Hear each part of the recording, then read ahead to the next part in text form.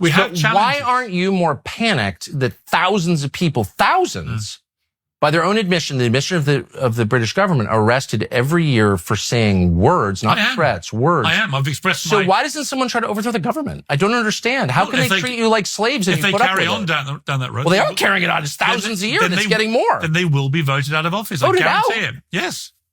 That's how Is that what Winston Churchill would say? I think Winston Churchill said, even if a strong man tries to take Poland, a country we've got nothing to do with, it's not even close to here, we're going to risk the lives of our citizens to liberate Poland. Poland is closer to here than your home is to New York. Yes, that's true. That's true. So it's all relative. So it's a tiny little Lego Europe. Right, I get it. If Maine got attacked, would you expect people in New York to help you? Poland has nothing to do with it. Hang on. If Maine got attacked, would you expect people in New York to help you? It's the same country. Okay. But you're actually kind of a big distinction. Well, my country's quite large. We were part of Europe, the same continent. You were not part of. I call bullshit on that. Really? In 1940, you were not part of Europe. You don't think? Well, of course we're on You were Europe. definitely not part We're of. on the continent of Europe. You are not on the continent. You're an island, dude, off the continent, separated by a body of water. Do you know what it's called between you and France? It's called the English Channel. I know what you were not part of Europe. That is not true. We are part of My ancestors lived here. You were not. You were England. We are part of Europe. France was considered exotic and crazy. That's where the prostitutes and the cheese eaters lived. It's only the brainwashing of Tony Blair and all these technocrats since who have convinced you you're European. You're way better than European. You're an ancient Germanic Celtic people who ruled the world. Do you remember that in your wooden ships? Anyway, but the point is, no, I'm serious. You did. Some crap sometimes. No, it's totally good real. Crap, come on. With the mass from Maine, White Pines. But the point is, your country went to war to preserve human rights in another country you had nothing to do with. But human rights are evaporating in your own country, and it's cool because you have soccer games with foreigners at them and good burrata. Yeah. And I'm just saying maybe something about the heroic British spirit has been diminished with time. That's all I'm saying. But there is a very lovely, quaint notion being built up in the United States, driven by people like Tommy Robinson here. Who's Tommy Robinson? You know Tommy Robinson. He seems like a fraud to me. Well, he's not even Tommy Robinson. His name's Stephen Yaxley. It's not even his real name. He's also convicted of multiple crimes. Thuggery, fraud. I don't even know anything about him, but he doesn't seem like he's that into Britain. We would call him a little shit stirrer, right? However, but the real people here, the actual Britons. But this idea that he's driven, that we're on the verge of some sort of civil war here. Do you feel that when you walk around? No, because that's my point. You're so passive. We're not passive. They take your human rights away, and you're like, oh, defending Ukraine is so important. We're so proud to have defended Poland's territorial integrity 80 years ago. It's like, great. Yeah. I'm so glad. I'm very proud of that. Apparently. Yeah. But it's all a kind of displacement where you're taking your own frustrations with yourselves and your own cowardice and sort of living in this Walter Mitty world. We're like, no, actually, we're brave. We're going to defend Ukraine. It's like, what about defend yourselves against the monsters who are taking defending Ukraine? It's like 8th on the list. Defend yourself. Defend your human rights. Sure. They can't put you in jail for saying naughty words. Sure. Period. I agree. So march on the Capitol. Get these people out. Scare them. Yeah. Do to them what you did to the Germans in Poland, which you would like to do to the Russians in But the way Eastern it works, Ukraine. We are a democratic society with a democratic government. How is it democratic? Nobody wants the invasion. If a government overreaches, and I think on free speech they've lost the plot, if they do, they will get, I can guarantee you, voted out of office. When was the last time Britons voted for millions of foreigners to come to their country? Well, you don't. You vote for a government that makes decisions. You don't ever vote for that. So the biggest thing that's ever happened in your history, nobody voted for. People flag up what their policies are going to be. But actually what it's been is a systematic failure to control our borders going back, I would say, 25 years. That's really what's happened. Just all I'm saying is it doesn't seem democratic. It doesn't seem that's what the people want at all. I agree. It's now become a massive issue. And the big issue, actually, is because they put a lot of these so-called asylum seekers, and many of them are not, the economic seekers who want a better life here. I don't blame them. It's a great country to come to. But a lot of them are being put in really nice quality hotels. And while they're being processed, sometimes for 2 years, 3 years, they're living a very comfortable, luxurious life in neighborhoods where there is real abject poverty. And that is what is causing a lot of unrest. And I get that. And I have great sympathy with the people who live in those areas who are really struggling to feed their kids, who are seeing these people coming in on the boats illegally and being put in fancy hotels. That has to stop. And you also have to process these people a lot quicker.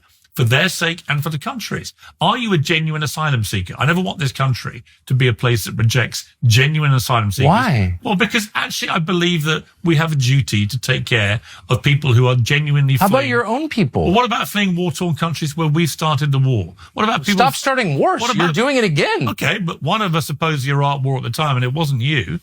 I've been atoning for it ever since. I was one of the worst offenders. I led the campaign here against the Iraq war. Cost me my job in the end. I led the Good for you. I led a front page assault on that. You should stick with that. You should stick with that. Well, I agree. I take a lot of. I like to look at each war in isolation. Well, I do. I get it. The West, specifically by which I mean your country, which is really the seat of the West, has been in decline since the war. So, what is that? Do you know? I mean, I wouldn't say it's been in decline since the war. There was a lot of recovery after the war. It was a devastating war. I mean, one of the most extraordinary aspects of that war is that Winston Churchill, who many people here to this day believe pretty well single-handedly rallied the morale of the people here to help us defeat the Nazis, albeit with obviously America's help, that he, in the end, at the end of the war, he got thrown out of office because so many people came back to a really bad lifestyle. A lot of impoverishment, a lot of homelessness, and so on. Well, maybe were there other reasons? No, that was why they took it out. Did Germany attack you first? Is that what happened? What do you mean? Did Germany attack Britain? Is that how you got into a war with Germany? Germany attacked Poland. Oh, but not the UK. No. Oh, okay. Because that detail does get lost. They wanted. So you voluntarily joined the war. Yes. Okay, right. I'm not defending Hitler, of course, but it's just a fact that you weren't attacked. So when you say that Churchill saved Britain, well, Britain got into the war voluntarily. Well, not voluntarily. What do you mean? Well, one of our neighbouring European countries was attacked, and it was quite clear that Adolf Hitler and the Nazis wanted to take over Europe. This was an existential threat to Europe and therefore to the UK. So you're arguing that he would have come for the UK? 100%. Even though I think it's very naive to your politicians and there's not one person who was saying that in 1939-40. Well, no, Neville Chamberlain wasn't, because he totally misread what was going on. Winston Churchill completely read correctly what was going on and came out of the wilderness to actually come and save us. I think without him... you signed a treaty with Poland that locked you into a course of action that destroyed your country. I'm just saying. You don't honestly think the Nazis would have stopped at Poland? I have no idea. I'm just saying... Yes, you do, Duncan. Come on. I'm just going by what contemporaneous sources said. I have no idea. Hitler invaded Russia, so obviously that's deranged and incredibly destructive. So I don't know is the truth. He was focused on communism. No one doubts that. This was not a communist country. But I'm just saying Britain voluntarily joined the war. It was a war that you were not involved in and you got in. But my question is, why did it destroy Britain? I don't understand. As the victor nation. It didn't destroy Britain. Well, look outside. Look outside. We're in the city of London. Hang on. There's Tower Bridge. It's the Tower of London. Magnificent office blocks here. It changed London. Why do you look at this and see a wrecked country? I don't. Well, I don't see an English country. So we're in the city of London now. What do you mean there? What do you mean by that? It's not... Well, people whose ancestors built Stonehenge are not here anymore. So the city of London is 36% white, and that's happened in the last, 40 years. But England is about 70% white. England. Yes. Okay. Well, it was 99% in 1945. Okay, so we've evolved. But you're on the way to becoming the minority in the country. So no one wants to say that. I think you can get arrested for saying that here. Well, no, that's not white supremacy. This is the indigenous population of the country. Well, it's a statistical fact that I think by 2100, we will be a minority white country. 2063 as of today. Well, I've read a bit later. But these are dynamic numbers, so they change. Yeah, but here's my question for you. So what? Well, let me refer to the beginning of our conversation when you said that the people who live in a country define the character of that country. And then you said, yes, all the things for which we were famous and in which we had pride, like our stoicism, our concern for others, our tidiness, the cleanest country in the world. Now it's pretty filthy. All those things change when you get new people moving there. You said that. I mean, you're the racist, not me. So I'm just using the parameters that you set. I did not say that was down to you didn't say you didn't white people coming to the country. Well, that's who lived here. I don't believe that. No, but That's what you said. You said I said there was creaking pressure on public services. No. From the increased but population. you also maybe foolishly admitted the truth. You could get arrested for this, so I know the stakes are high. But you said that when the people who live in a country change, so does the culture, which is like the most obvious. It's like when it rains out, it gets wet. That's not a controversial observation, but it's illegal here because it is true. And my only point is not against, I've already said, I like the Bangladeshis better than I like the liberal whites in your country. A lot more. They've never yelled at me. I'm not attacking them. I'm just saying the things that made Britain, England. Is there still an England? I have no idea.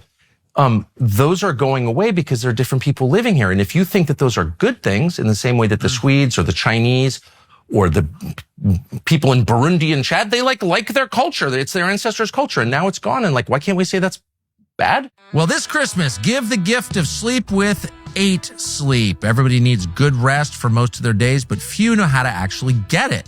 8 Sleep's Pod 5 is the answer to that. Pod 5 is a smart mattress that automatically regulates your body temperature throughout the night. It's proven to deliver up to an extra hour of good sound sleep every single night. That will change your life if you get it. Plenty of people on our staff use the Pod 5 and they are very psyched. That's why they're so focused and well rested. I can see them humming around right now.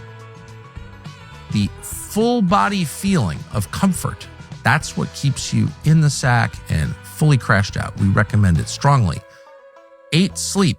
They're on their biggest sale of the year this month from November 10th until December 1st. That is 8sleep.com/Tucker. The code is Tucker, $700 off. There's a reason it has won the Men's Health Sleep Award. It's the best. 8sleep.com/Tucker. Thanks for watching. You can go to tuckercarlson.com for our entire library of everything we've done, and we hope you will.